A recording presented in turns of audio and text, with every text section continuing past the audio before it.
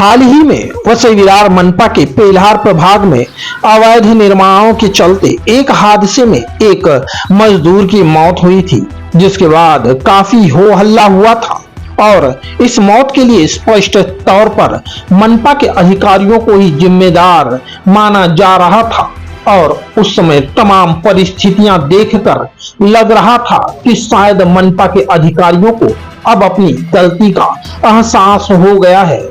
अब इसके बाद से अवैध निर्माण नहीं होंगे,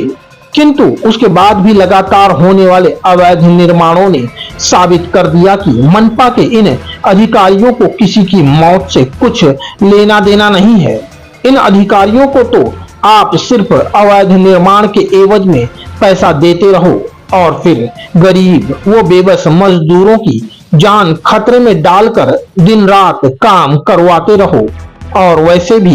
कहा जाता है कि मनपा का पेल्हार प्रभाग सदैव भूमाफियाओं के प्रभाव में ही रहा है, क्योंकि कुछ चुनिंदा भूमाफिया भीख के रूप में पेल्हार प्रभाग के अधिकारियों के कटोरे में जो भी कुछ डाल देते हैं, उनका एक बड़ा हिस्सा मनपा मुख्यालय में बड़े अधिकारियों के पास भी पहुंचता है। मतलब पेल्हार प्रभाग से लेकर मनपा मुख्यालय तक सभी भूमाफियाओं के द्वारा फेंके गए चंद सिक्कों के एवज में अपने ईमान को बेच चुके हैं। और इस सारी अव्यवस्था के चलते जहां अधिकांशतः अधिकारी निकम्मे व कामचोर हो गए हैं, वहीं कुछ भूमाफिया अवैध निर्माणों की बदौलत दौलतमंद व प्रभावशाली हो गए हैं, जिसके चलते ये भूमाफिया बेखौफ न सिर्फ अवैध निर्माणों को अंजाम देते हैं, बल्कि कई बार वे मनपा के अधिकारियों तक से गाली गलौज व मारपीट तक करने से नहीं चूकते। और इस मामले में निकम्मे व कायर अधिकारी गालियां खाकर भी इन भूमाफियाओं की गुलामी करने से बाज नहीं आते। और ऐसे ही एक मामले की सविस्तार जानकारी आपके साथ साझा कर रहे हैं। वाकनपाड़ा के विवादित प्लॉट की उलझी हुई कहानी की शुरुआत होती है लगभग 8-9 महीने पहले से, जहां पेल्हार प्रभाग अंतर्गत वाकनपाड़ा के बिस्मिल्लाह गली में एक प्लॉट पर मालिकाना हक से संबंधित एक विवाद चल रहा था। उसके बावजूद भी कुख्यात भूमाफिया अरशद चौधरी द्वारा उस प्लॉट पर अवैध रूप से 3 गाले बनाए गए थे तथा अन्य गाले तथा रूम बनाने के लिए फाउंडेशन बनाकर तैयार किए जा रहे थे। तभी एकाएक 26 जुलाई को शाम 6 बजे के आसपास मनपा की सीयूसी टीम उन 3 गालों को तोड़ने के लिए पहुंच जाती है। वहीं विश्वसनीय सूत्र द्वारा यह जानकारी हमें भी प्राप्त होती है कि मनपा 6 बजे तोड़ कार्रवाई करने पहुंची है। यह हमारे लिए बेहद हैरानी भरी जानकारी थी कि आखिर शाम 6 बजे मनपा क्यों तोड़ कार्रवाई के लिए पहुंची है। खैर, मामले की हकीकत जानने के लिए हमारी क्राइम रिपोर्टर्स टीवी न्यूज की टीम भी वाकनपाड़ा में उस विवादित प्लॉट पर पहुंच गई, जहां मनपा की सीयूसी की टीम तोड़ कार्रवाई के लिए पहुंची थी। किंतु हमारे समक्ष कुख्यात भूमाफिया अरशद चौधरी द्वारा उस वक्त सीयूसी की टीम में कार्यरत भीम रेड्डी को गालियां देते हुए धमकाया जा रहा था कि इस अवैध निर्माण के लिए हमारा पैसा किशोर गवस से लेकर रमेश मनाले तक पहुंचा है, फिर तुम्हारी हिम्मत कैसे हुई इस प्लॉट पर आने की।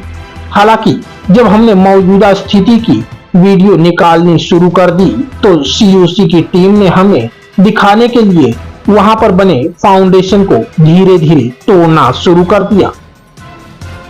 और फिर एक एक ईंट धीरे धीरे बेहद नजाकत से ऐसे निकाली जा रही थी कि मानो सोने की ईंट निकाली जा रही हो। हालांकि जब हम इस वाकये की वीडियो रिकॉर्ड कर रहे थे तो वहां मौजूद भूमाफिया अरशद चौधरी ने हमें वीडियो बनाने से रोकने की कोशिश भी की, किंतु हमने अपनी वीडियो रिकॉर्डिंग बंद नहीं की। हालांकि कुछ समय बाद सीयूसी की टीम वहां से बिना कार्रवाई के निकल गई, किंतु सीयूसी की टीम ने अवैध रूप से बने उन 3 गालों की तरफ देखा तक नहीं।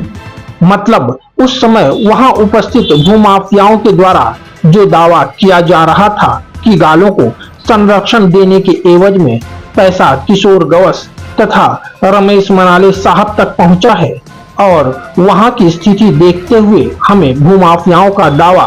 सही प्रतीत हो रहा था। हालांकि उन्हीं दिनों अवैध रूप से बने उन गालों को तोड़ने के लिए हमने मनपा को एक पत्र भी लिखा था। इसके अलावा उन दिनों वाकनपाड़ा के उस प्लॉट के मालिकाना हक को लेकर विवाद अपने चरम पर था,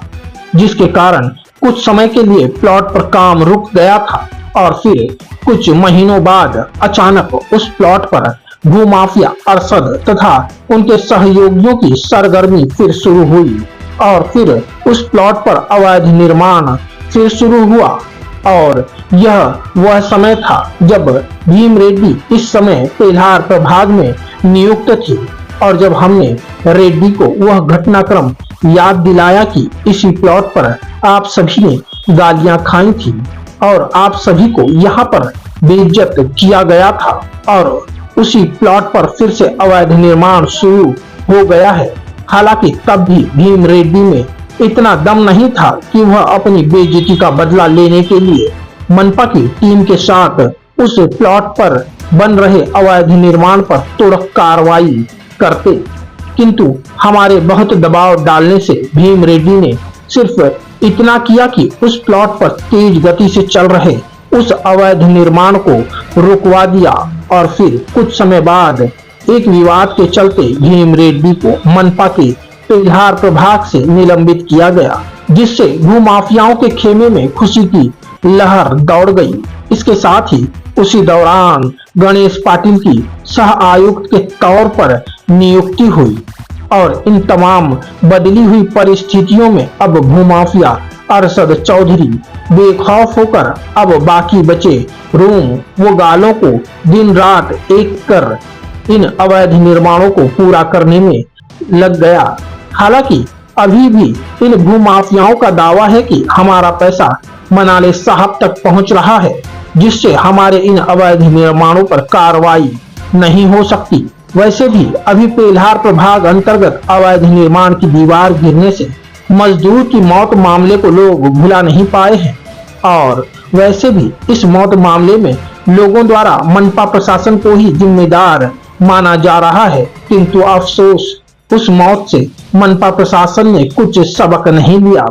और वैसे भी अतिरिक्त आयुक्त रमेश मनाले साहब को यह नहीं भूलना चाहिए कि यह वही जगह है जहां मनपा की टीम को गालियां दी गई थी, बेइज्जत करके इस प्लॉट से निकलने को मजबूर किया गया था और इससे संबंधित खबर भी हमने चलाई थी तथा एक शिकायती पत्र भी मनपा को दिया था और इसके बावजूद आज ये भूमाफिया बेखौफ इसी प्लॉट पर अवैध निर्माणों में लगे हुए हैं। तो क्या मान लिया जाए कि मनपा के मनाले जैसे बड़े अधिकारी भी अपने अधीनस्थ कर्मियों की बेइज्जती का बदला नहीं ले सकते? क्या उनका स्वाभिमान मर चुका है? वहीं मनपा के कुछ छोटे कर्मचारी इस मामले में दुबी जुबान में कहने को मजबूर हैं कि अगर मनाले साहब इस प्लॉट से पैसा नहीं लेंगे तो क्या मनाले साहब पर कंगाली छा जाएगी। वैसे भी अपने अधीनस्थ कर्मियों की बेइज्जती व अपमान का बदला वही अधिकारी ही ले सकता है जिसका खुद का जमीर जिंदा हो, किंतु अफसोस भूमाफियाओं के द्वारा फेंके गए भीख के पैसों पर इतराने वाले अधिकारी क्या जाने कि स्वाभिमान क्या होता है और सम्मान क्या होता है। वैसे भी पैसे तो बड़े शहर के भिखारी भी कमा लेते हैं, किंतु उन भिखारियों का कोई वजूद नहीं होता, कोई आत्मसम्मान नहीं होता। आत्मसम्मान व स्वाभिमान की उम्मीद हम रमेश मनाले जैसे अधिकारियों से ही कर सकते हैं, भिखारियों से नहीं। वहीं अब देखना ये होगा कि इस मामले के उजागर होते ही नवनियुक्त सह आयुक्त गणेश पाटिल की भूमिका अरशद चौधरी के द्वारा किए जा रहे अवैध निर्माण के प्रति क्या होगी। क्या पेल्हार मनपा में जो हमने 8 महीने पहले शिकायती पत्र दिया गया था उसके आधार पर यहाँ पर तोड़क कार्रवाई कर अपनी ईमानदारी का परिचय देंगे या फिर इन भूमाफियाओं के द्वारा भीख में दिए हुए कुछ नोटों के बंडल लेकर अपनी आंखों में काली पट्टी बांध लेंगे। नाला सुपारा से क्राइम रिपोर्टर्स टीवी न्यूज की एक रिपोर्ट।